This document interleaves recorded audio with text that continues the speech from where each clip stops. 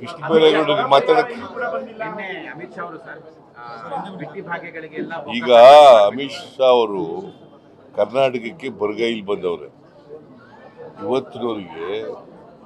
ಇವತ್ತಿನವರಿಗೆ ಬರಗಾಲದ ಬಗ್ಗೆ ಒಂದು ಮೀಟಿಂಗ್ ಕೂಡ ಮಾಡಿಲ್ಲ.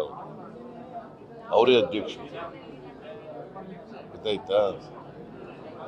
ಬರ ಪರಿಹಾರದ ಬಗ್ಗೆ ಪರಿಹಾರ ಕೊಡ್ಲಿಕ್ಕೆ ಅಧ್ಯಕ್ಷರು ಯಾರು? ಮಿಸ್ಟರ್ ಅಮಿತ್ ಶಾ ಅವರು ಇವತ್ತಿನವರೆಗೆ ಮೀಟಿಂಗ್ ಮಾಡಿಲ್ಲ. 5 ತಿಂಗಳಾಯ್ತು, ಗೊತ್ತಾಯ್ತಾ? ಅವರು ರೈತರ ಬಗ್ಗೆ ಬಡವರ ಬಗ್ಗೆ ಮಾತಾಡ್ಲಿಕ್ಕೆ ಯಾವ ನೈತಿಕತೆ ಇದೆ ಅವರಿಗೆ? ದೇಶದ ಬಗ್ಗೆ ಮಾತಾಡಲಿಕ್ಕೆ ಯಾವ ನೈತಿಕತೆ ಇದೆ? ರೈತರು ಇಲ್ಲಿ ಕಷ್ಟಪಡ್ತಾ ಇದ್ದಾರೆ, ಬರಗಾಲ ಎದುರಿಸ್ತಾ ಇದ್ದಾರೆ, ಕುಡಿಯೋಕ್ಕೆ ನೀರಿಗೆ ತೊಂದರೆ ಇದೆ, ಕೆಲಸಕ್ಕೆ ತೊಂದರೆ ಇದೆ. ಇವತ್ತಿನವ್ರಿಗೆ 150 ದಿನ ಕೆಲಸ ಮಾಡಲಿಕ್ಕೆ 100 ದಿನ ಇರೋದು.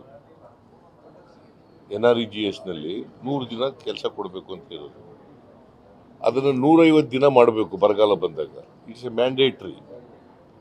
ಆದರೆ ಕೇಂದ್ರ ಸರ್ಕಾರದವ್ರು ಪರ್ಮಿಷನ್ ಕೊಡಬೇಕು ಅಂತ ಇವತ್ತಿನವ್ರು ಕೊಟ್ಟಿಲ್ಲ.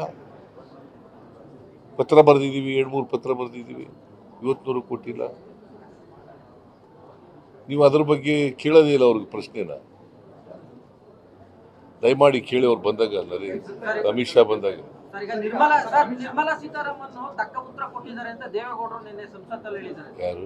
ದೇವೇಗೌಡರು ಈಗ ಅವ್ರ ಜೊತೆ ಸೇರ್ಕೊಂಡವ್ರಲ್ಲ, ಬಿಜೆಪಿ ಜೊತೆ ಸೇರ್ಕೊಂಡ್ಬಿಟ್ಟವ್ರಲ್ಲ.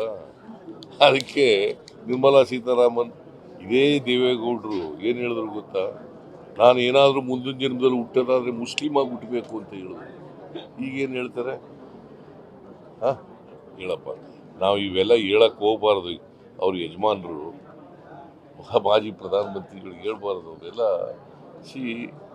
ಇವೆಲ್ಲ ನೋಡಿ, ಅವ್ರ ಅಲಯನ್ಸ್ ಜೊತೆ ಆಗಿದ್ದೀವಿ ಅಂತೇಳಿ ಅವ್ರು ಮಾಡಿದ ಅನ್ಯಾಯನೆಲ್ಲ ಸರಿ ಅಂತ ಹೇಳಕ್ಕೆ ಹೋಗ್ಬಾರ್ದು. ನಿಮ್ಮ ತವರು ಜಿಲ್ಲೆಯಿಂದಲೇ ಇವತ್ತು ಚುನಾವಣೆ ರಣಕಾಹಳೆ ಮೊಳಗಿಸ್ತಾ ಇದ್ದಾರೆ ಸರ್ ಅಮಿತ್ ಶಾ. ಏನು ಮಗಳೇ ಕಾಳೆ ಅಂದ್ರೆ ಏನಪ್ಪ? ಕಾಳೆ ಅಂದ್ರೆ ಏನು?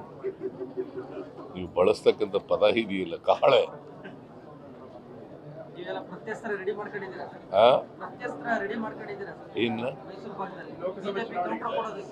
ಎರಡೂ ಗೆಲ್ತೀವಿ. ಚಾಮರಾಜನಗರ, ಮೈಸೂರು ಎರಡೂ ಗೆಲ್ತೀವಿ. ಹೋಗಿದಾರಲ್ಲ, ಅವೆರಡೂ ಗೆಲ್ತೀವಿ.